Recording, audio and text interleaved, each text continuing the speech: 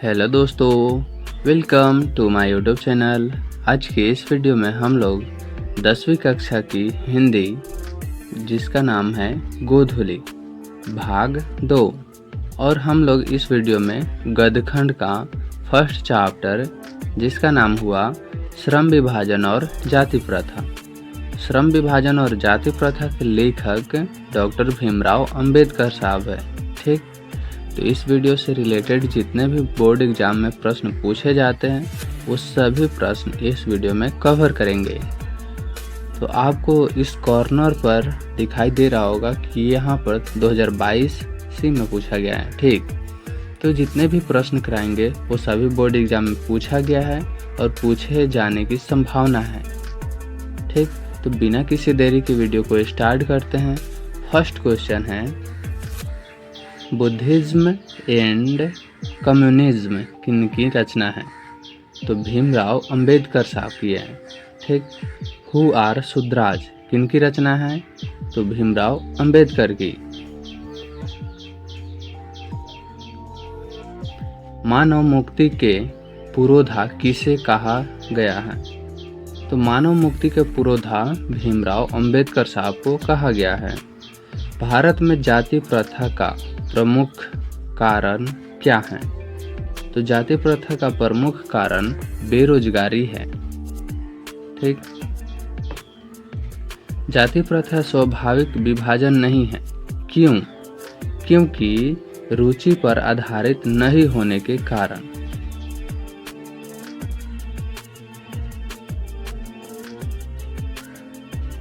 श्रम विभाजन और जाति प्रथा के लेखक कौन हैं? तो बाबा साहब भीमराव अंबेडकर साहब हैं। ठीक, लेखक की दृष्टि में विडंबना की बात क्या है? तो जातिवाद के पोषकों की कमी नहीं है। यही भीमराव अंबेडकर साहब की विडंबना की बात है।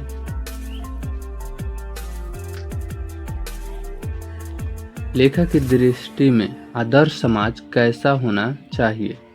तो जिसमें स्वतंत्रता, समता और भ्रातृत्व का भाव हो, जो स्वतंत्र हो, समता हो, समान दृष्टि से देखता हो और भ्रातृत्व अर्थात भाईचारे का भाव हो, वही होता है आदर्श समाज।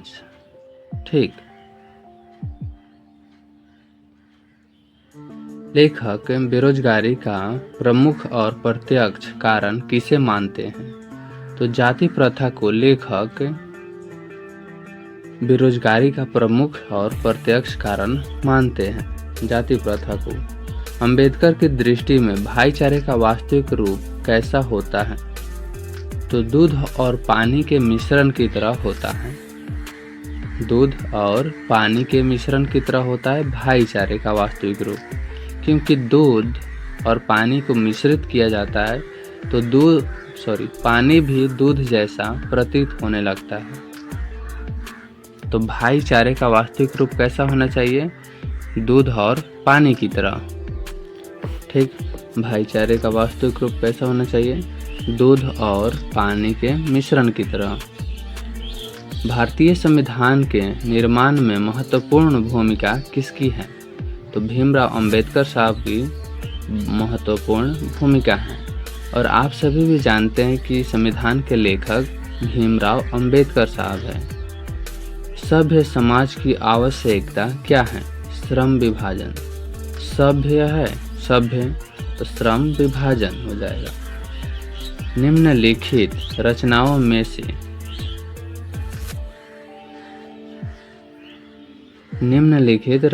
में से कौन सी रचना डॉक्टर अंबेडकर की है? तो the caste in India, the untouchables, who are Shudras, इनमें से सभी डॉक्टर भीमराव अंबेडकर की रचना है। आधुनिक सभ्य समाज श्रम विभाजन को आवश्यक क्यों मानता है? तो कार्य कुशलता के लिए श्रम विभाजन को आवश्यक मानता है। श्रम विभाजन और जाति प्रथा पाठ बाबा साहेब के किस भाषा का संपादित अंश है? एनिहिलेशन ऑफ कास्ट का संक्षिप्त जो होते हैं ना, छोटा सा क्लिप, वही है श्रम विभाजन और जाति प्रथा। एनिहिलेशन ऑफ कास्ट से लिया गया है। प्राथमिक शिक्षा प्राप्त करने के बाद अंबेडकर उच्चतर शिक्षा प्राप्त करने के लिए कहाँ गए? तो उच्चतर हाई लेवल की शिक्षा के लिए न्यूयॉर्क गए थे। अंबेडकर के चिंतन व रचनात्मकता के लिए प्रेरक व्यक्ति कौन थे? तो बुद्ध, महात्मा बुद्ध, कबीर दास, ज्योतिबा फुले, इनमें से सभी थे उनके चिंतन और रचनात्मकता के प्रेरक व्यक्ति। जाति पाति तोड़क मंडल भाषण लाहौर में कब हुआ? तो 1936 ईस्वी में जाति पाति तोड़क मंडल भाषण लाहौर में हुआ था। श्रम विभाजन और जाति प्रथा क्या है? तो यह निबंध है। अंबेडकर के भाषण एनिहिलेशन ऑफ कास्ट को किसने हिंदी में रूपांतरण किया? ललित सिंह यादव किए हैं। ठीक, अंबेडकर की भाषण जो है वो एनिहिलेशन ऑफ कास्ट को किसने हिंदी में, ये था इंग्लिश में एनिहिलेशन ऑफ कास्ट, तो इसको ट्रांसलेट किए हैं हिंदी में ललित सिंह यादव। अगला प्रश्न है, अंबेडकर का जन्म किस परिवार में हुआ था? तो दलित परिवार में अंबेडकर जी का जन्म हुआ था। लेखक को इस युग में कहाँ पर विडंबना दिखाई दिया? जातिवाद में विडंबना दिखाई दिया था। डॉक्टर अंबेडकर के माता का नाम क्या था? तो भीमाबाई, भीमराव अंबेडकर की माता का नाम। डॉक्टर अंबेडकर ने पीएचडी की उपाधि कब धारण की? 1916 में पीएचडी की उपाधि धारण किए थे। जिस समय रंपा विद्रोह हुआ था, 1916 में रंपा विद्रोह हुआ था, लखनऊ समझौता भी 1916 में हुआ था। उसी समय अंबेडकर जी पीएचडी की उपाधि धारण किए। The caste in India their mechanism किनकी रचना है? तो भीमराव अंबेडकर की।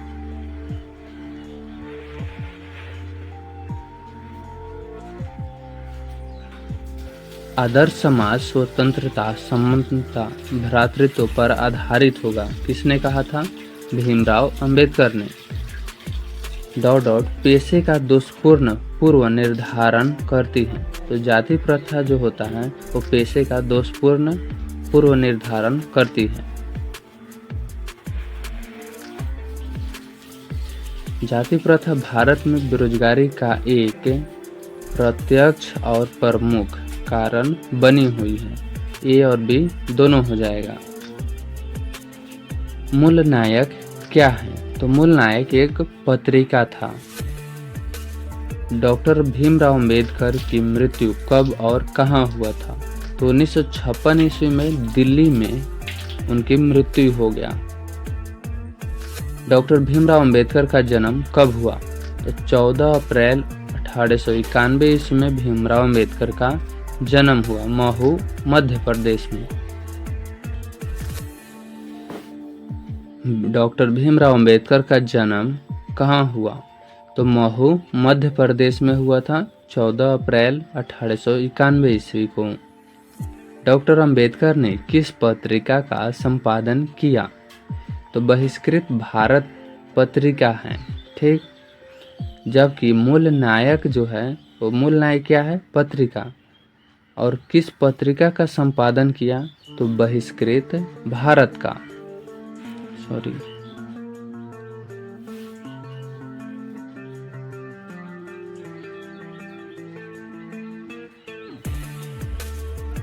भारतीय संविधान का निर्माता किसे कहा जाता है?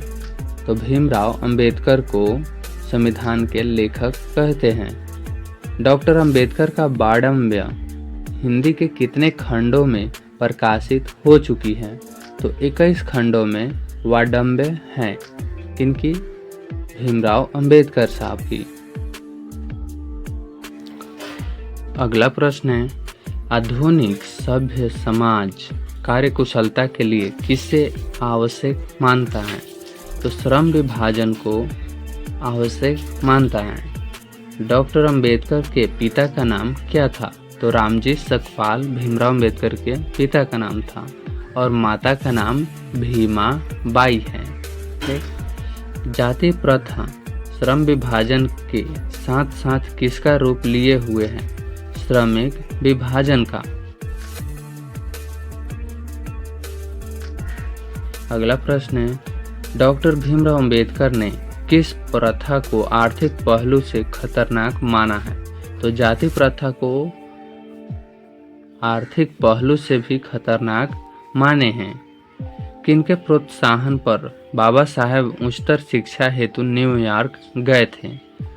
ये गए थे बड़ौदा नरेश के प्रोत्साहन पर उनको बोले, तब भीमराव अंबेडकर उच्चतर शिक्षा के लिए गए थे। आर्थिक पहलू से भी जाति प्रथा क्या है? हानिकारक है। सांचे लोकतंत्र का पर्याय है? तो भाईचारा जो होते हैं वो सांचे लोकतंत्र का पर्याय होते हैं, पर्यायवाची। बाबा साहेब द्वारा रचित पुस्तक हैं? तो genesis and development, Buddhism and communism, Buddha and his Dhamma. इनमें से सभी जो है ये सभी भीमराव अंबेडकर की रचित पुस्तक का नाम है।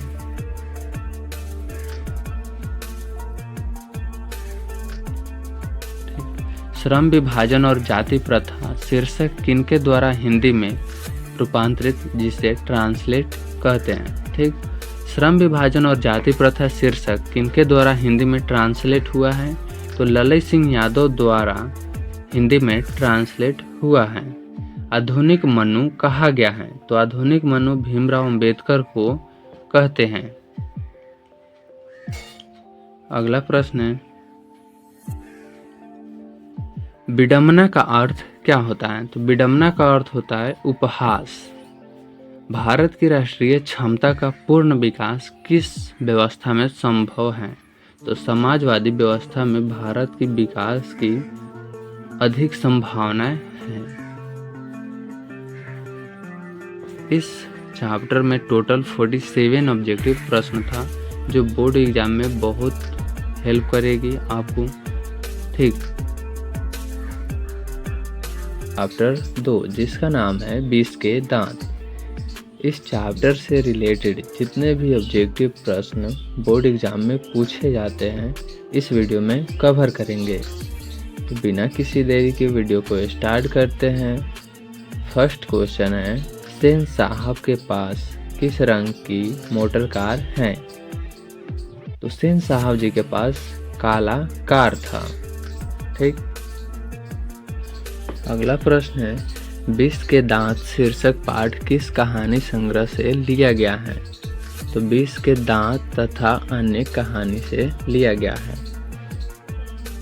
वाकिफ शब्द का अर्थ क्या होता है? वाकिफ का अर्थ होता है परिचित। नलिन बिलोचन शर्मा पटना विश्वविद्यालय के हिंदी विभाग के अध्यक्ष कब बने? 1959 ईस्वी में बने थे। पटना विश्वविद्यालय के हिंदी विभाग के अध्यक्ष। अगला प्रश्न है, आलोचकों के अनुसार प्रयोगवाद का वास्तविक प्रारंभ किसके कविताओं से हुआ? तो आलोचकों के अनुसार प्रयोगवाद का वास्तविक प्रारंभ किनके कविता से हुआ था? तो नलिन बिलोचन शर्मा की कविता से हुआ था। नलिन बिलोचन शर्मा की कहानियों में किसके तत्व समग्रता से उभर कर आए हैं? तो मनोवैज्ञानिकता का नलिन बिलोचन शर्मा जो है उनकी कहानी के तत्व जो है वो मनोवैज्ञानिकता से उभर कर सामने आए हैं। 20 के दांत कहानी किस वर्ग के अंतर विरोधियों को उजागर करती है? तो मध्यम वर्ग की जो 20 के दांत कहानी है वो मध्यम वर्ग को अंतर विरोधियों को उजागर करती है। खोखा खोखी किस भाषा का शब्द है? तो बांग्ला भाषा का शब्द है। सेन साहब की कितनी लड़कियां थी? 5। सोफर शब्द का अर्थ क्या होता है? सोफर का अर्थ होता है ड्राइवर। ऐसे ही लड़के आगे चलकर गुंडे, चोर, डाकू बनते हैं। यह पंक्ति कहानी के किस पात्र ने कही है? तो सेन साहब कहे थे किसको? मदन को। नलिन बिलोचन शर्मा की मृत्यु कब हुई? 12 सितंबर 1961 ईस्वी को नलिन बिलोचन शर्मा की मृत्यु हुआ था। मदन अक्सर किसके हाथों पीटता था? तो पिताजी के साथ। पिताजी उन्हें पीटते थे। 20 के दांत शीर्षक कहानी के कहानीकार कौन हैं? 20 के दांत जो है वो नलिन बिलोचन शर्मा जी के हैं। गिरधर लाल कौन है? तो गिरधर लाल जो मदन के पिता हैं। अगला प्रश्न है, सेन साहब की 5 लड़कियां कैसी थी? तो सभी बहुत ही सुशील थी। सेन साहब अपने पुत्र का नाम था खोखा को बनाना चाहते थे, बिजनेसमैन या इंजीनियर। ठीक। मदन की उम्र क्या थी? तो मदन का उम्र लगभग 5-6 साल का था। कासू मदन के साथ किस खेल में शरीक होना चाहता था? तो लट्टू के खेल में शरीक होना चाहता था।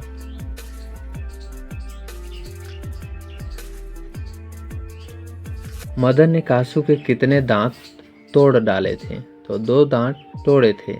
गिरधर लाल किसकी फैक्ट्री में किरानी था?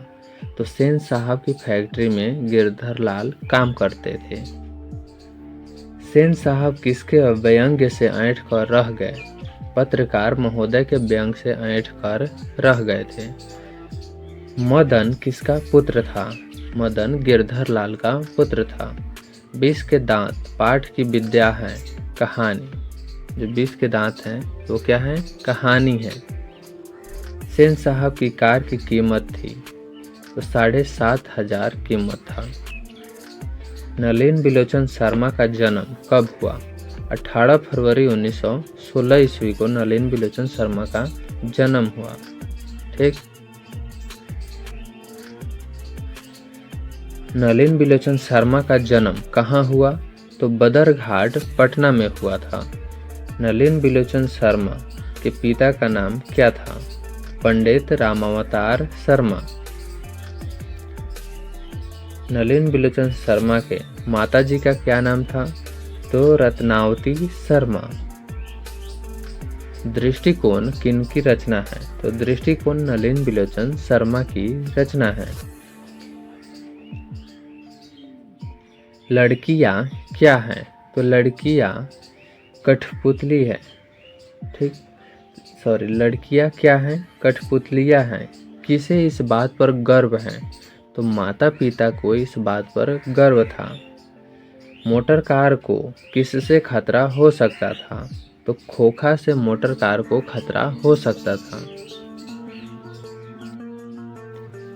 सेन साहब की आंखों का तारा कौन था? तो सेन साहब का पुत्र खोखा जो था वो अकेला भाई में था। ठीक। इसलिए सेन साहब की आंखों का तारा खोखा था। खोखा के दांत किसने तोड़े? मदन ने तोड़ दिए थे। महल और झोपड़ी वालों की लड़ाई में अक्सर महल वाले ही जीतते हैं, पर उसी हालत में जब दूसरे झोपड़ी वाले उनकी मदद अपने ही खिलाफ करते हैं। किस पाठ की पंक्ति है? 20 के दांत। ठीक। आप सभी भी जानते हैं जब किसी गरीब और अमीर आदमी के बीच लड़ाई होता है तो अक्सर गरीब ही गरीब को दोषी करार करता है, जबकि गलती अगर अमीर आदमी का भी होगा तो भी गरीब को ही दोषी ठहराता है। तो इससे ये कहानी से यही शिक्षा मिलती है कि गरीब ही गरीबी को और तंग करता है। सीमा, रजनी, आलो, शेफाली, आरती पांचों किनकी बहनें थी? तो खोखा की बहन थी। मैं तो खोखा को इंजीनियर बनाने जा रहा हूँ, यह कथन किसका है? सेन साहब का स्टेटमेंट था, कथन था। मदन के लिए क्या खाना मामूली बात था? तो मार खाना मामूली बात था। किसके अनुसार सेनों ने सिद्धांतों को भी बदल लिया था? खोखा के अनुसार अपने सिद्धांत को भी बदल लिए थे। सेन साहब के मित्र कौन थे? पत्रकार महोदय थे। कौवों की जमात में शामिल होने के लिए कौन ललक गया था? हंस। सेन साहब की मोटर कार थी स्ट्रीमल ईड।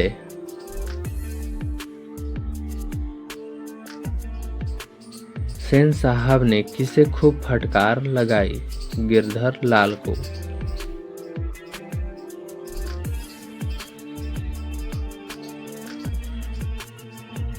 किससे मोटर की चमक दमक को कोई खतरा नहीं था? सेन साहब की पुत्रियों से कोई खतरा नहीं था, केवल एक खोखा से खतरा था। गिरधर लाल किस वर्ग का प्रतिनिधित्व करता है? निम्न मध्यम वर्ग का प्रतिनिधित्व करता था। नलिन बिलोचन शर्मा कथ्य, शिल्प तथा भाषा आदि स्तरों पर अग्रणी थे नवीनता के। ठीक, इस चैप्टर में टोटल 46 ऑब्जेक्टिव प्रश्न था, जो कि बोर्ड एग्जाम के लिए काफ़ी हेल्पफुल रहेगा। ठीक, जिसका नाम है भारत से हम क्या सीखें। तो इस चैप्टर से रिलेटेड जितने भी बोर्ड एग्जाम में प्रश्न पूछे जाते हैं और पूछे जाने की जो संभावनाएं हैं, इस वीडियो में कवर करेंगे। तो आप सभी को दिखाई दे रहा होगा यहाँ कॉर्नर पे, यहाँ 2023 में पूछा गया प्रश्न है। ठीक, और ये भी 2023 फर्स्ट सिटिंग में पूछा गया है। ठीक, इसी तरह बोर्ड एग्जाम में पूछा गया है और पूछे जाने की संभावना है। बिना किसी देरी की वीडियो को स्टार्ट करते हैं। फर्स्ट क्वेश्चन है, मैक्स मूलर का जन्म आधुनिक जर्मनी के किस नगर में हुआ था? तो डेसाउ जर्मनी में हुआ था। भारत किसकी भूमि है? तो ब्राह्मण या वैदिक धर्म की। मेघदूत नामक पुस्तक का अनुवाद मैक्स मूलर ने किस भाषा में किया था? जर्मन भाषा में। और मेघदूत के रचनाकार कालिदास हैं। ठीक, चलते हैं नेक्स्ट प्रश्न में। मैक्स मूलर को वेदांतियों का वेदांती किसने कहा? स्वामी विवेकानंद। संस्कृत भाषा और यूरोपियन भाषा का तुलनात्मक व्याख्यान किसने दिया? मैक्स मूलर ने।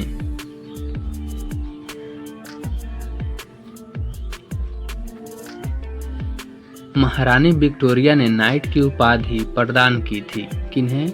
मैक्स मूलर को। कठ और केन उपनिषद का अनुवाद मैक्स मूलर ने किस भाषा में किया? तो जर्मन भाषा में ट्रांसलेट किए थे कठ और केन को। और आप सभी को बता दें कि कठ और केन जो उपनिषद था वो संस्कृत में था और उसको ट्रांसलेट किए थे मैक्स मूलर जर्मन भाषा में। लिपजिंग विश्वविद्यालय में मैक्स मूलर ने किस भाषा का अध्ययन किया था? तो संस्कृत भाषा का अध्ययन किए थे। यूनान व रोम के संपूर्ण साहित्य से कहीं अधिक विशाल है संस्कृत भाषा और साहित्य। जनरल कनिंघम का संबंध किससे है? पुरातत्व से है। 172 दारिश नामक सोने के सिक्के का घड़ा कहाँ मिला था? तो 172 नामक दारिश के सोने के सिक्के मिले थे वाराणसी में। खुदाई के समय बनारस में 172 दारिश नामक सोने के सिक्के मिले थे, जो उस समय के राजा जो थे तो वो क्या किया, वारेन हेस्टिंग जाकर अंग्रेज को दे दिए और ये खुद को बहुत दयावान समझते थे, इसीलिए ले जाके अंग्रेज को दे दिए।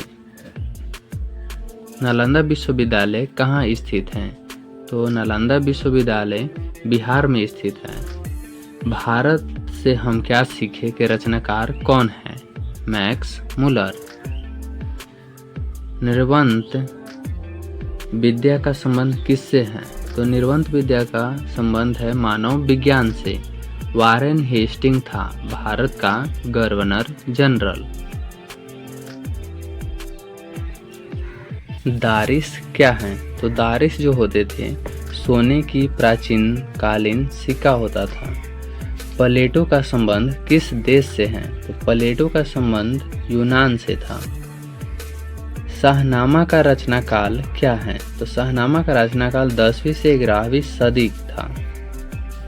मुंडा किस देश की जाति है? तो मुंडा जो है भारत देश की जाति है। संस्कृत का अग्नि शब्द लैटिन में किस रूप में मिलता है? संस्कृत का जो अग्नि शब्द है वो लैटिन में मिलता है इग्निस के नाम से।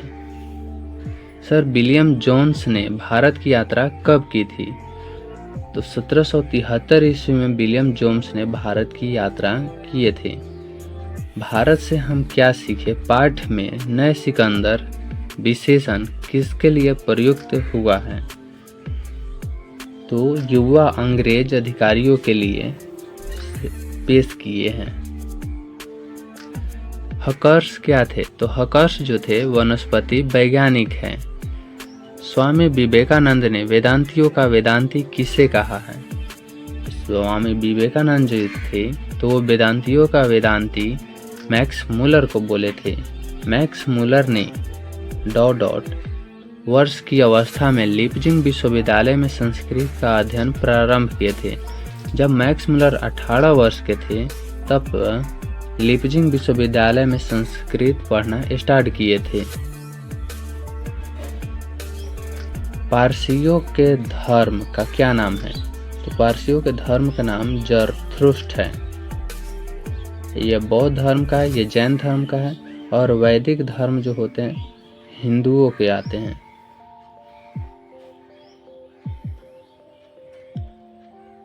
मैक्स मूलर का जन्म कब हुआ? तो मैक्स मूलर का जन्म हुआ था 6 दिसंबर 1823 ईस्वी को। मैक्स मूलर का जन्म कहाँ हुआ? डेसाउ जर्मनी में। मैक्स मूलर के पिता का नाम क्या था? तो मैक्स मूलर के पिता का नाम था विल्हेल्म मूलर। नालंदा विश्वविद्यालय की स्थापना किसने किया था? कुमार गुप्त ने। और नालंदा विश्वविद्यालय को ख़त्म कर दिए थे खिलजी ने। और प्रेजेंट टाइम में 2024 में माननीय नरेंद्र मोदी ने फिर से नालंदा विश्वविद्यालय को तैयार कर दिए हैं। ठीक। अगला प्रश्न है कौन प्राचीनतम भाषा है? तो सबसे विश्व की अगर प्राचीनतम भाषा की बात करें तो वो संस्कृत है। मैक्स मूलर की मृत्यु कब हुई? तो 28 अक्टूबर 1900 ईस्वी को मैक्स मूलर की मृत्यु हुआ था। किसके अध्ययन क्षेत्र में भारत के कारण नवजीन का संचार हो चुका है? तो नीति कथा भारत के अनुसार ही नीति कथा का अध्ययन संचार बढ़ा है। दारिस नामक सोने के सिक्के से भरा घड़ा किसे मिला था? तो ये मिले थे वारेन हेस्टिंग को। मेघदूत का जर्मन में अनुवाद किसने किया था? तो मैक्स मूलर ने। लेकिन मेघदूत कालिदास द्वारा रचित संस्कृत भाषा में था जिसको ट्रांसलेट करके जर्मन भाषा में अनुवाद किए थे मैक्स मूलर ने। ठीक। अगला प्रश्न है भारत से हम क्या सीखे क्या है? तो ये भारत से भा और भाषा। ठीक। तो भारत से हम क्या सीखे यह है भाषण। मैक्स मूलर के अनुसार सच्चे भारत के दर्शन कहाँ हो सकते हैं? तो ग्रामीण भारत में, अर्थात बोले तो गाँव में। प्लेटो और कांट थे महान दार्शनिक थे। हितोपदेश का जर्मन भाषा में अनुवाद किसने प्रकाशित करवाया? तो मैक्स मूलर ने। क्योंकि वो खुद जर्मन के थे इसीलिए वो जर्मन भाषा में अनुवाद किए थे। मैक्स मूलर ने कालिदास की किस पुस्तक का जर्मन भाषा में अनुवाद किए? तो ये किए थे मेघदूत का। और ये जो अभिज्ञान शकुंतलम है, रघुवंशम है, ये सभी कालिदास की कृति है। दक्षिण भारत में द्रविड़ भाषा परिवार की कौन सी भाषा अधिक प्राचीन है? तो दक्षिण भारत में सबसे ज़्यादा तमिल बोले जाते हैं, अर्थात तमिल भाषा। पुरानी स्लावोनिक भाषा में चूहे को क्या कहते हैं? तो इसको माइस कहा जाता है पुरानी स्लावोनिक भाषा में। मैक्स मुलर ने सर्वविध संपदा और प्राकृतिक सौंदर्य से परिपूर्ण किस देश को माना है? तो वो भारत को मानते थे। ज्ञातव्य का क्या अर्थ है? ज्ञातव्य का अर्थ होता है जानने के योग्य। अगला प्रश्न है, मैक्स मुलर कौन सी भाषा में बाल्यकाल में अर्थात बालक अवस्था में ही निपुण होकर कविता लिखने लगे थे?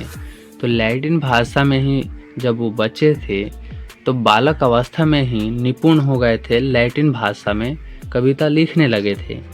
भारत को कैसे स्वप्नदर्शियों की आवश्यकता है? सर विलियम जोन्स जैसा, जो कि भारत को काफ़ी समृद्ध और शक्तिशाली पावरफुल देखना चाहते थे। मैक्स मुलर ने मानव सभ्यता का मूल स्रोत किसे माना है? तो वैदिक तत्वज्ञान को। ठीक, इस चैप्टर से रिलेटेड जितने भी बोर्ड एग्जाम में पूछे गए थे और पूछे जाने की जो संभावनाएं थे वो टोटल 47 ऑब्जेक्टिव प्रश्न से आप लोगों को पता चल चुका होगा। ठीक, तो मिलते हैं तब तक नेक्स्ट वीडियो में।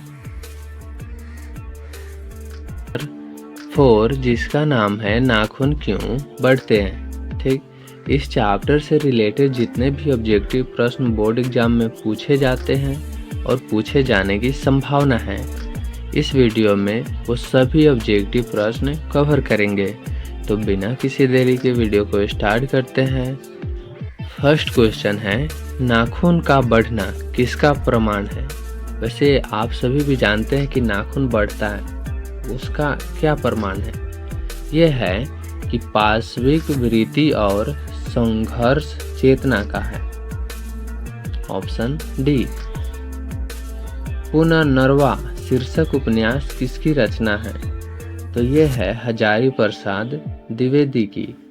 नाखून क्यों बढ़ते हैं शीर्षक पाठ साहित्य की कौन सी विद्या है? तो ये ललित निबंध है। नाखून क्यों बढ़ते हैं ये क्या है? तो ये रचना जो है ललित निबंध है।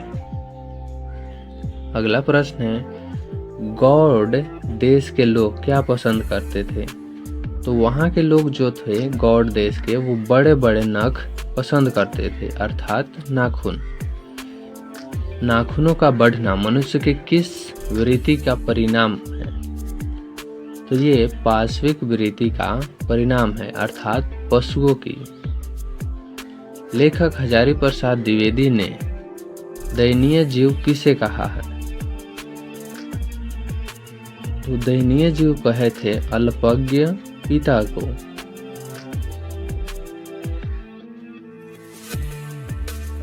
अगला प्रश्न है, प्रत्न मानव का अर्थ क्या है?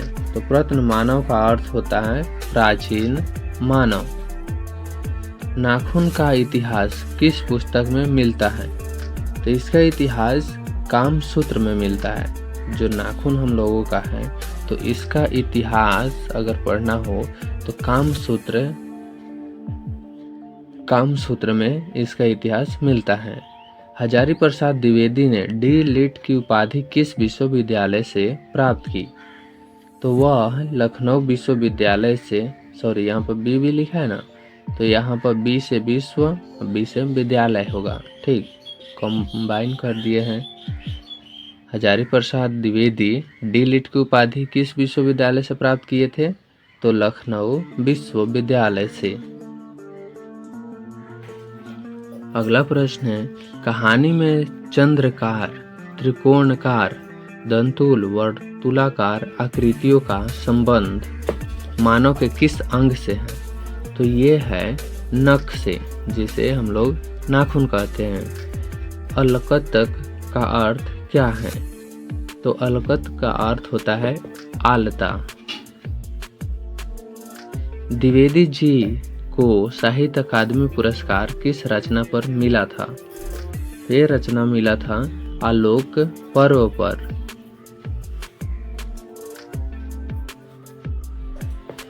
प्राचीन मानव का प्रमुख अस्त्र शस्त्र क्या था? तो यह नाखून जो था वही प्राचीन मानव का अस्त्र शस्त्र था। नाखूनों का बढ़ना किसका परिणाम है? तो ये है मनुष्य की अंध सहजात वृत्ति का। Option B.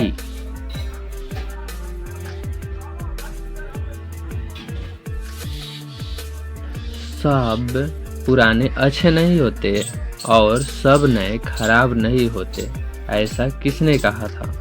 तो ऐसा कहे थे कालिदास ने।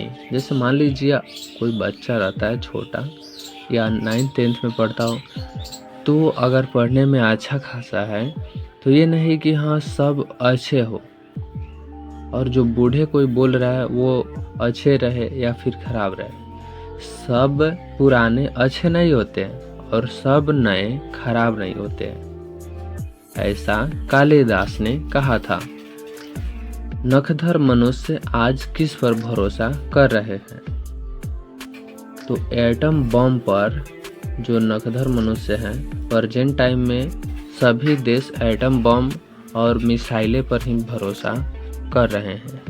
ठीक, अगला प्रश्न है, मनुष्य की मनुष्यता यही है कि वह सबके दुख सुख को सहानुभूति के साथ देखता है। यह तथ्य किसका है? तो ये तथ्य जो है वो गौतम बुद्ध का है।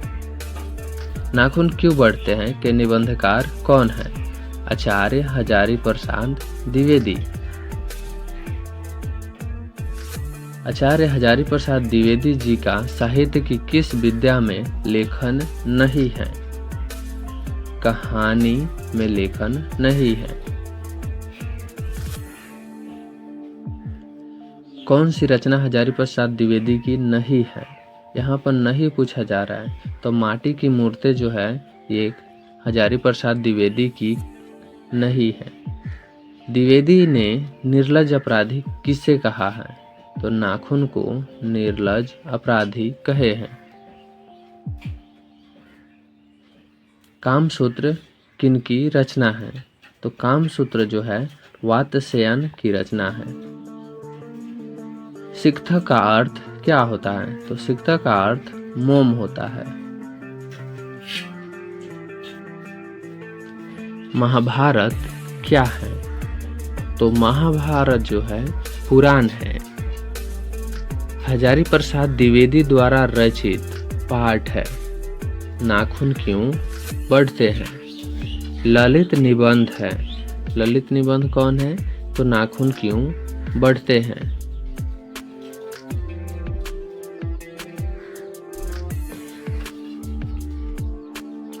अगला प्रश्न है, पुराने का मुंह सब समय वांछनीय ही नहीं होता, किस लेखक की पंक्ति है? हजारी प्रसाद द्विवेदी की। प्राचीन काल में दक्षिण भारत के लोग कैसा नख रखते थे? तो जो प्राचीन काल में दक्षिण भारत के लोग रहते थे तो उनको सबसे ज़्यादा छोटे छोटे नख पसंद था। और दधीची की हड्डी से क्या बना था? तो इंद्र का ब्रज बना था। आलोक पर्व शीर्षक निबंध संग्रह किनकी रचना है? तो आलोक पर्व हजारी प्रसाद द्विवेदी की है। हजारी प्रसाद द्विवेदी का जन्म कब हुआ? तो उनका जन्म हुआ था 1907 ईस्वी में, जिस समय टाटा आयरन स्टील कंपनी की स्थापना हुआ था। ठीक, हजारी प्रसाद द्विवेदी का जन्म कहाँ हुआ? तो उनका जन्म बलिया उत्तर प्रदेश में हुआ था।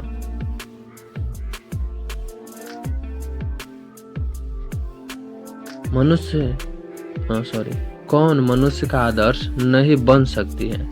तो बंदरिया जो है मनुष्य का आदर्श आइडल नहीं बन सकती है। देवताओं का राजा किन्हें संबोधित किया जाता है? तो इंद्र को देवताओं का राजा डिनोट करते हैं और कहा भी जाता है। नख किसका प्रतीक है?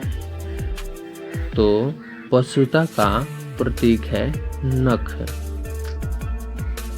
पृथ्वीराज रासो किनका संपादन है? तो पृथ्वीराज रासो जो है वो है हजारी प्रसाद द्विवेदी जी की।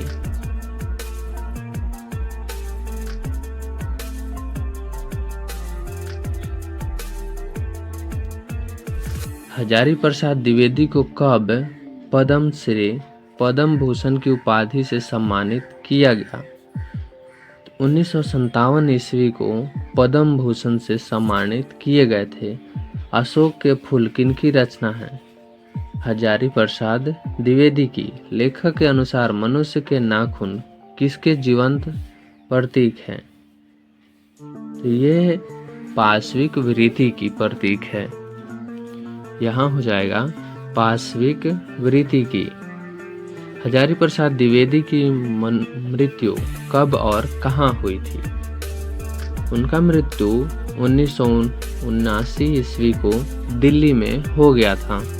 सहजात वृत्तियाँ किसे कहते हैं? सहजात वृत्तियाँ अनजान स्मृतियों को कहते हैं।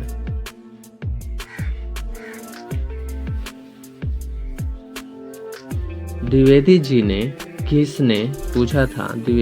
से किसने पूछा था नाखून क्यों बढ़ते हैं? एक छोटी लड़की ने पूछा था उनसे कि पिताजी नाखून क्यों बढ़ते हैं? नाखून क्यों बढ़ते हैं? पाठ में बुढ़े ने सबसे बड़ी चीज किसे माना है? तो प्रेम को सबसे बड़ी चीज माने थे। किस देश के लोग बड़े बड़े नख पसंद करते हैं? तो गौड़ देश के जो लोग थे वो बड़े बड़े नख पसंद करते थे। पुराने का मुंह सब जगह सब समय वांछनीय ही नहीं होता। यह पंक्ति किस शीर्षक पाठ की है? तो नाखून क्यों बढ़ते हैं। अनाम दास का पोथा उपन्यास किस लेखक की कृति है? तो ये है हजारी प्रसाद द्विवेदी की। अनाम दास का पोथा किनकी कृति है? तो हजारी प्रसाद द्विवेदी की। कौन नाखून को जियाए जा रहा है? तो प्रकृति जो है नाखून को जियाए जा रहा है। अनाम दास का पोथा साहित्य की किस विद्या की रचना है? तो अनाम दास का जो पोथा है वो है उपन्यास। असुरों के पास नहीं थी। असुरों के पास नहीं था लोहे के अस्त्र। असुर जो थे उनके पास लोहे का अस्त्र नहीं था।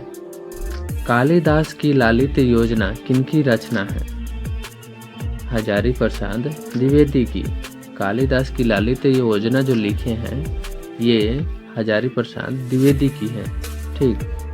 गौतम बुद्ध ने कहा था कि मनुष्य की मनुष्यता है। यहाँ पर की के जगह पर ही होना चाहिए था।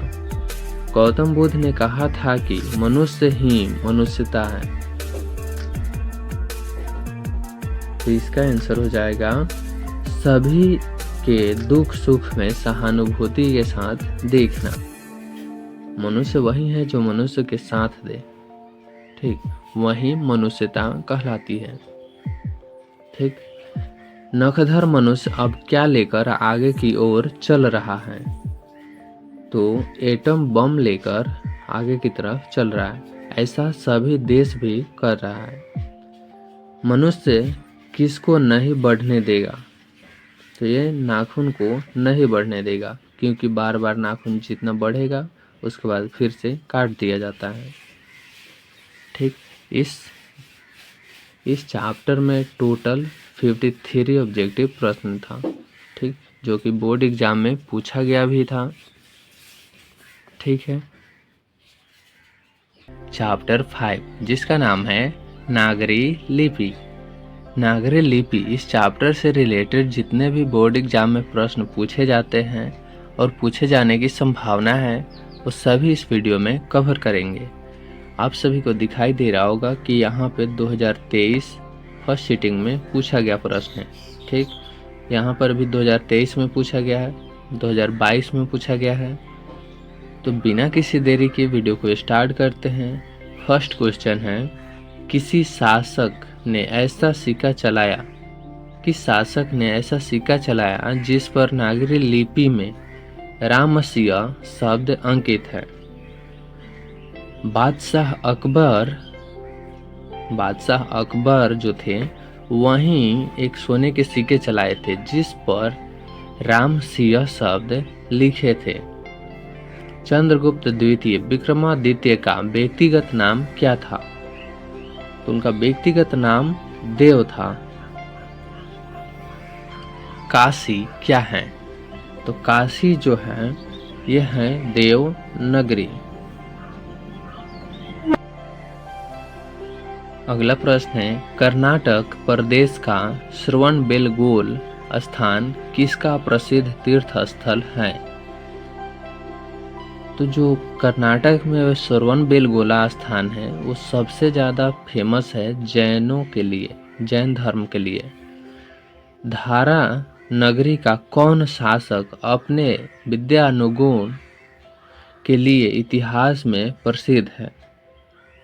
तो परमार शासक भोज जो थे वो धारा नगरी का शासक थे और विद्यानुराग के लिए इतिहास में सबसे फेमस थे। मराठी, नेपाली और नेवारी भाषाओं की लिपि क्या है? तो देवनागरी है। नेपाली, मराठी और नेवारी ये सभी देवनागरी लिपि का अंग है। गुणाकर मुले ने मिडिल स्तर की पढ़ाई किस भाषा में की है? तो ये मराठी भाषा में किए थे। मिडिल क्लास की जितने भी पढ़ाई किए थे वो मराठी भाषा में किए थे। मुले ने अर्थात गुणाकर मुले ने अंग्रेजी व हिंदी की पढ़ाई कहाँ पर की? तो हिंदी और इंग्लिश की पढ़ाई किए थे वर्धा से। नेपाली भाषा किस लिपि में लिखी जाती है? तो नेपाली जो भाषा होते थे वो देवनागरी लिपि में लिखे जाते थे। ये सिंबल आपको दिखाई दे रहा होगा, इसे ल बोलते हैं, ठीक। तो ल अक्षर का संबंध वर्तमान में किस भाषा से है? तो ये भाषा जो है ये मराठी है। बांग्ला लिपि प्राचीन नागरी लिपि की क्या है? तो जो बांग्ला लिपि थी वो नागरी लिपि की बहन है।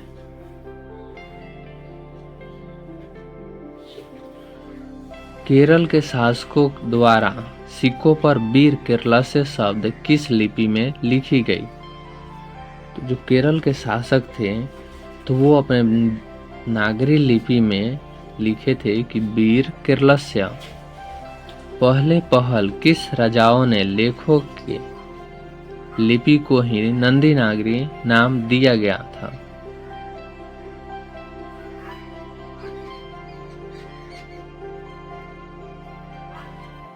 तो सबसे पहले जो राजा वहां के थे तो विजयनगर के राजाओं ने क्या किए थे कि नंदी नागरी में नाम दिए थे।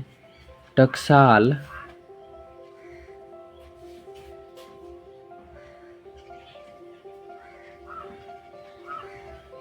टकसाल का संबंध किससे है?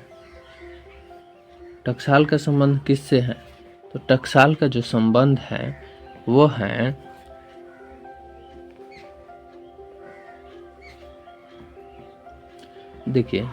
टकसाल जो था प्राचीन समय में सिक्के को कहा जाता था, ठीक।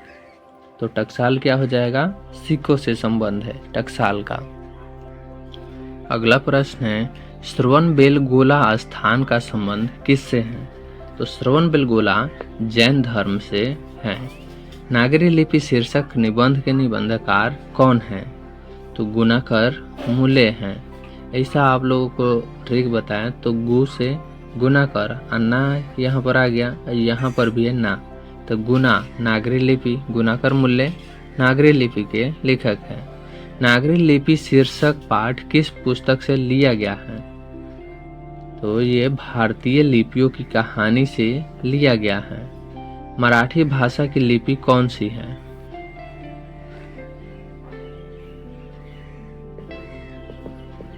मराठी भाषा की लिपि कौन सी है? तो देवनागरी जो लिपि है वही मराठी भाषा की लिपि है। सिद्धम क्या है? तो सिद्धम एक प्रकार की लिपि है। किसे देवनागरी की संज्ञा दी गई है? काशी को देवनागरी, नागरी नहीं, देखिए यहाँ ध्यान से, किसे देवनागरी की संज्ञा दी गई है? तो काशी को देवनागरी कहा जाता है। देवों की नगरी काशी। मालवा में नगर नागर लिपि का इस्तेमाल होता है, ऐसा किसने कहा? ऐसा कहे थे अल्बेरूनी। मालवा में नगर जो था नागर लिपि का इस्तेमाल होता है, ऐसा कहा था अल्बेरूनी ने। अमोघ वर्ष कौन था? तो अमोघ वर्ष थे एक प्रख्यात राष्ट्रकूट राजा। मिहिर भोज की ग्वालियर प्रशस्ति किस भाषा में है? तो संस्कृत भाषा में मिहिर भोज थे, तो उनका ग्वालियर था वो प्रसिद्ध, वो था टोटली संस्कृत लैंग्वेज में। ठीक। बेतमा कहाँ है? तो बेतमा जो है वो है इंदौर के पास। ईसा की 14वीं-15वीं सदी के विजयनगर के शासकों ने अपने लेखों की लिपि को कहा है। तो अपने लिपि को कहते थे नंदी नागरी, और ये 14वीं-15वीं सदी में। ठीक। हिंदी लिखी जाती है, तो हिंदी जितने भी होते हैं वो सभी देवनागरी लिपि में लिखी जाती है। विजयनगर के राजाओं के लेखों की लिपि को क्या नाम दिया गया? ठीक, ऐसा भी प्रश्न पूछा जा सकता है। और इसको घुमाकर इस तरह भी प्रश्न पूछ सकते हैं कि विजयनगर के शासकों के लेख किस लिपि में है? तो इसका सही आंसर हो जाएगा विजयनगर जो था तो वहां पर नंदी नागरी लिपि चलता था।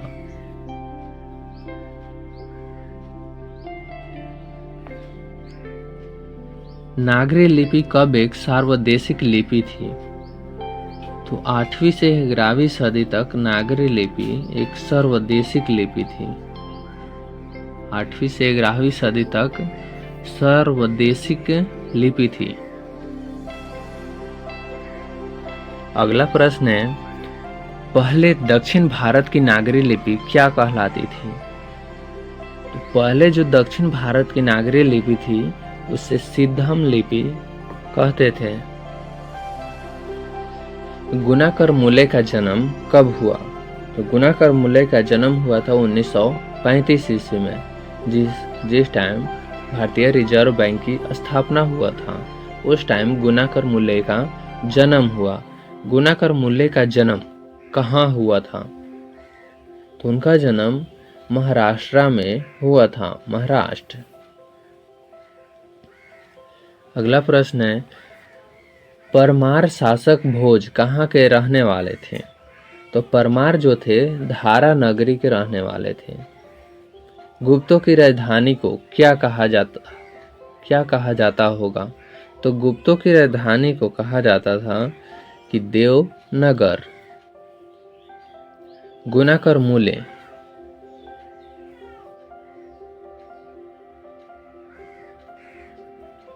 गुणाकर मूले ने विभिन्न विषयों पर कितने निबंध लिखे हैं? तो टोटल निबंध 2500 से अधिक लिखे हैं। भारतीय लिपियों की कहानी किसकी प्रसिद्ध रचना है? तो गुणाकर मूले जी के हैं। भारतीय लिपियों की कहानी किनकी प्रसिद्ध कृति है? तो गुणाकर मूले जी की। इस्लामी शासक का आरंभ काल है। तो इस्लामी शासक का आरंभ काल 12वीं सदी से है।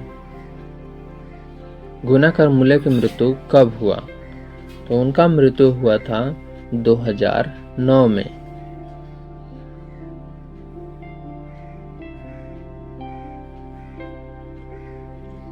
नागरी लिपि के आरंभिक लेख हमें कहाँ से मिलते हैं? तो इनका स्टार्टिंग लेख जो था वो हम लोगों को दक्षिण भारत में मिला। बेतमा दान पत्र किस समय का है? बेतमा दान पत्र 1020 ईस्वी की है। बेतमा दान पत्र कब की है, किस समय का? तो 1020 ईस्वी का है। उत्तर भारत से नागरी लिपि के लेख कब से मिलने लगे? तो उत्तर भारत में देखिए, पहले दक्षिण भारत में देवनागरी चलता था, ठीक। अब उत्तर भारत में जो लिपि थी, तो नागरी लिपि कब से चलने लगे थे? 8वीं सदी से। निबंध के लेखक कौन है? तो निबंध के लेखक गुणाकर मूल्य हैं। तमिल, मलयालम, तेलुगु, कन्नड़ भाषा है। ये सभी किधर की भाषा है? तो ये सभी भाषा जो है दक्षिण भारत की है।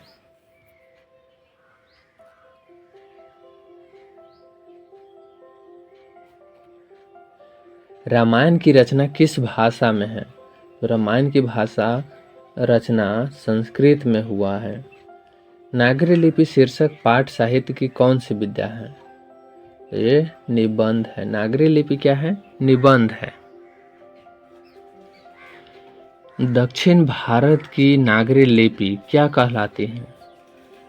दक्षिण भारत की जो लिपि थी वो नंदी नागरी कहलाती थी। 10वीं-11वीं सदी में किस रचना ने भारत यूरोप के बीच व्यापार संबंध के बारे में बताया है? तो पद्मावत जो था उस टाइम, तो 10वीं-11वीं सदी में भारत और यूरोप के बीच व्यापार के संबंध के बारे में बताता है। कौन? पद्मावत। और ये अकबरनामा जो है अकबर की रचना है।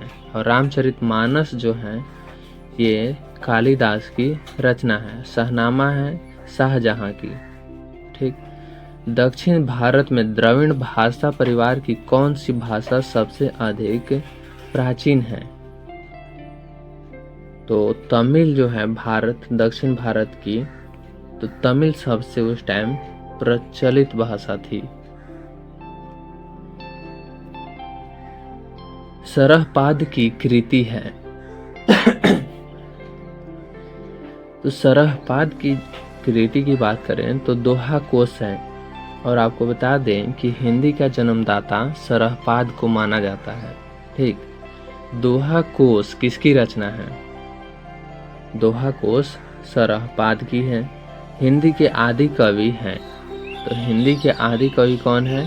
सरहपाद। प्रश्न भी आ गया, हिंदी के आदि कवि कौन है? सरहपाद। सूर्य नामक पुस्तक किनकी रचना है? तो गुणाकर मूल्य जी की है। सूर्य नामक पुस्तक लिखे हैं सूर्य, ठीक। ये है गुणाकर मूल्य जी की। नेवरी भाषाएं किस लिपि में लिखी जाती हैं? नेवरी जो है वो देवनागरी लिपि में लिखी जाती है। दंती दुर्ग किस वंश का शासक था?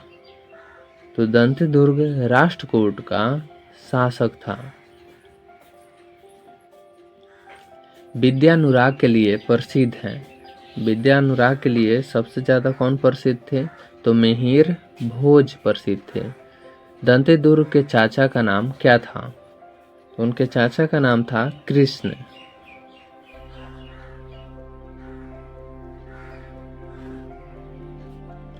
गोमटेश्वर का भव्य पुतला कहाँ है? तो गोमटेश्वर का भव्य पुतला की बात करें तो ये है श्रवणबेल गोला में।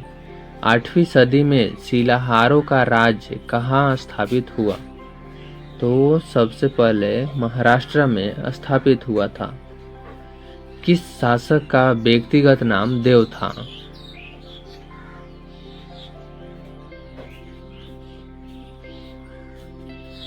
किस शासक का व्यक्तिगत नाम देव था?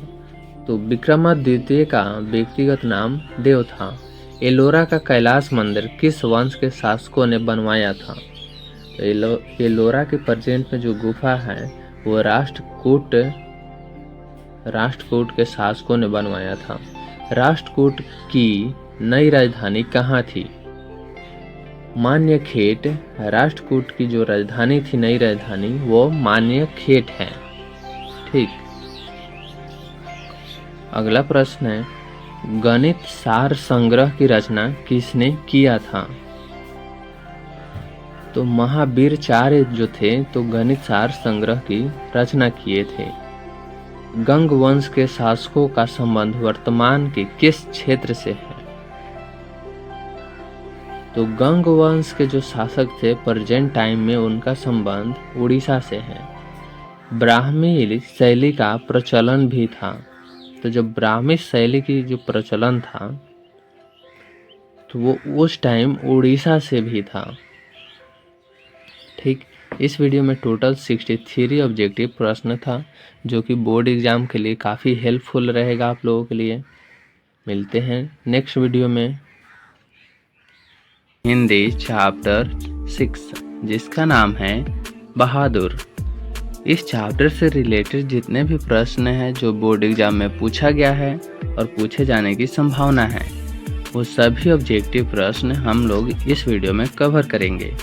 तो बिना किसी देरी की वीडियो को स्टार्ट करते हैं। फर्स्ट क्वेश्चन है, किसका मन मां से फट गया और वह रात भर जंगल में छिपा रहा?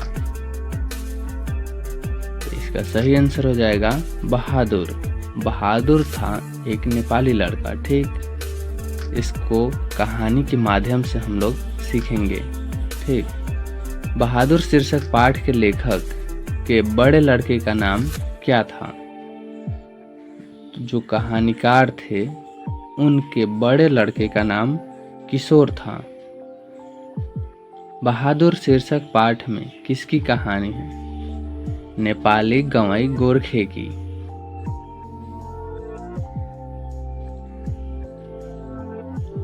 सूखा पत्ता किस लेखक की रचना है? अमरकांत की। अमरकांत जी ने स्वाधीनता संग्राम में कब भाग लिया था? 1942 ईस्वी में।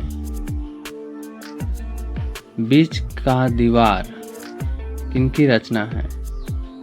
तो अमरकांत जी की। 9 2 11 होना मुहावरे का अर्थ क्या होता है? 9 2 11 होना मतलब भाग जाना। माँ के डर से लड़का रात भर कहाँ छिपा रहा? जंगल में। मित्र मिलन शीर्षक कहानी संग्रह किसकी रचना है? तो ये रचना है अमरकांत जी की। लेखक की पत्नी के रिश्तेदार किस दिन आए थे? रविवार के दिन। बहादुर तुमको अपनी माँ की याद आती है, ऐसा कौन पूछता है? निर्मला।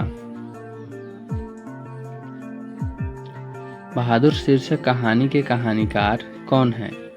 अमरकांत। बहादुर कितने वर्ष का था?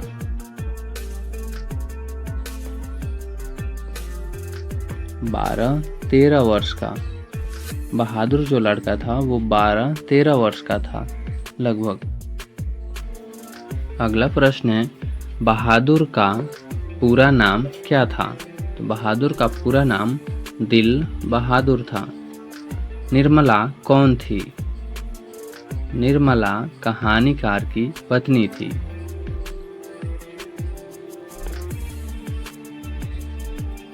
बहादुर कहाँ से भागकर आया था? तो नेपाल से।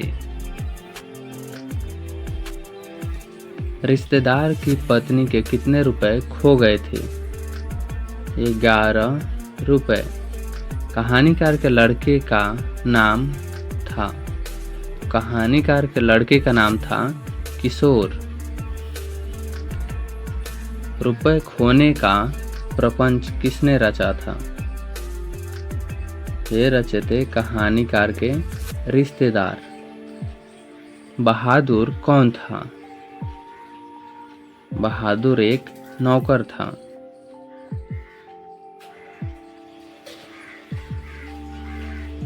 बहादुर कैसी कहानी है? तो बहादुर सामाजिक कहानी है। बहादुर अपने घर से क्यों भाग गया था? माँ की मार के कारण। बहादुर कहानी के लेखक अमरकांत का जन्म कब हुआ? तो अमरकांत का जन्म 1925 ईस्वी में हुआ था। अमरकांत का जन्म कहाँ हुआ? उनका जन्म बलिया उत्तर प्रदेश में हुआ था। मौत का नगर किस लेखक की कहानी संग्रह है? तो मौत का नगर जो है वो है अमरकांत की।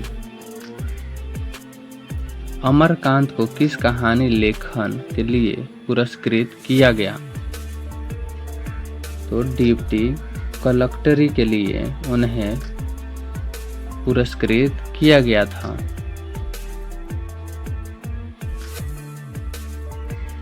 इन्हें किस पुरस्कार से पुरस्कृत किया गया था? अमरकांत जी को किस पुरस्कार से पुरस्कृत किया गया था? तो साहित्य अकादमी अवार्ड से पुरस्कृत किया गया था। निर्मला आंखों पर क्या रखकर रोने लगी? आंचल। बहादुर, जिसका फुल नाम था दिल बहादुर, कहाँ का रहने वाला था? वो नेपाल का रहने वाला था। लेखक के रिश्तेदार ने बहादुर पर क्या आरोप लगाए थे? पैसा चुराने का आरोप लगाए थे। बहादुर लेखक को क्या कहकर संबोधित करता था? तो बाबू जी। बहादुर लेखक की पत्नी निर्मला को किस रूप में देखता था? माँ के रूप में। जहाँ प्रतिष्ठा नहीं वहाँ क्या रहना, यह बात किसके मन में उत्पन्न हुई? यह उत्पन्न हुआ था लेखक के।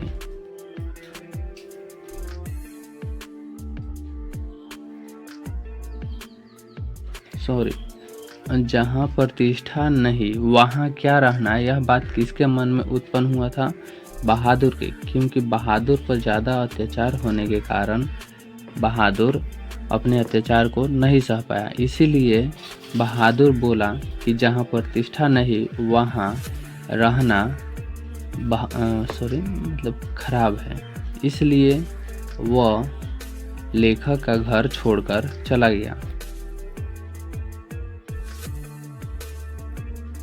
बहादुर लेखक के घर से अचानक क्यों चला गया? चला गया था स्वयं के प्रति लेखक तथा उसके घर वालों के व्यवहार में आए परिवर्तन के कारण। क्योंकि जिस टाइम बहादुर आया था फर्स्ट टाइम, तो उसे सभी कोई बहुत प्यार दुलार से रखते थे।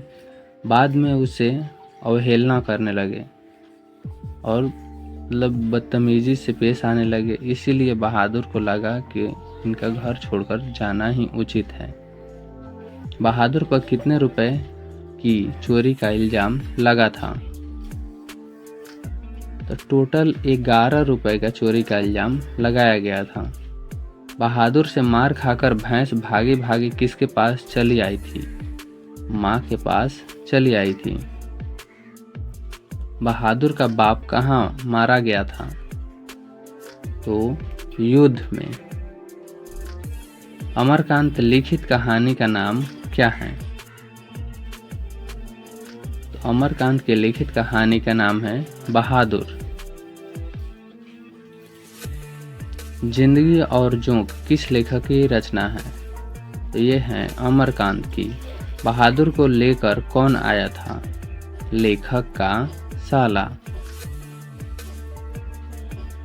लेखक अमरकांत ने हाई स्कूल की शिक्षा कहाँ से प्राप्त की? तो हाई स्कूल की परीक्षा बलिया से प्राप्त किए थे।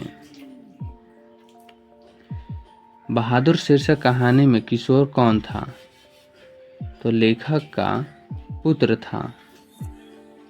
सफ़ेद नेकर, आधी बाह की सफ़ेद कमीज और भूरे रंग का पुराना जूता कौन पहना था? तो ये पहना था बहादुर। कौन पहने थे? बहादुर। बहादुर सुबह उठकर किस वृक्ष से दातुन तोड़कर लाता था?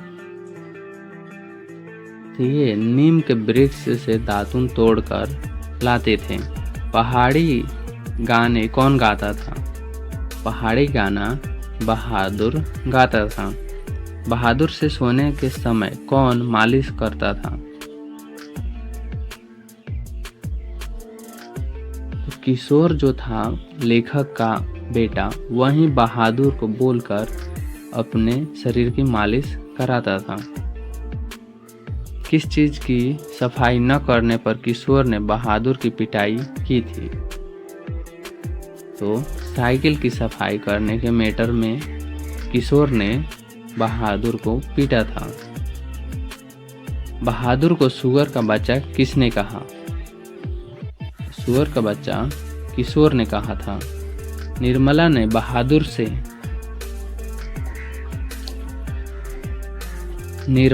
बहादुर से क्या बनाने के लिए कहा था? तो रोटी बनाने के लिए कहा था।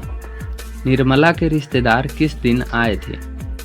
तो उनके रिश्तेदार रविवार के दिन, जिसे इंग्लिश में संडे के दिन आए थे। बाजार से रोहू मछली और देहरानी चावल किसके लिए आया था? तो ये आए थे रिश्तेदार के लिए। रिश्तेदार ने बहादुर को कितने रुपए इनाम में देने को कहा? तो 2 रुपए इनाम में देने के लिए कहे थे। बहादुर से क्या गिरकर टूट गया था? तो सिलवट जो था वहीं टूटकर गिर गया था। अमरकांत जी की कहानी है। उनका कहानी जो है देश के लोग, कुहासा, मित्र मिलन, इनमें से सभी है। वानर सेना नामक बाल उपन्यास किनकी रचना है? तो ये है अमरकांत की। इस चैप्टर में टोटल 55 ऑब्जेक्टिव प्रश्न था, जो कि बोर्ड एग्जाम के लिए काफ़ी इम्पोर्टेंट है। ठीक।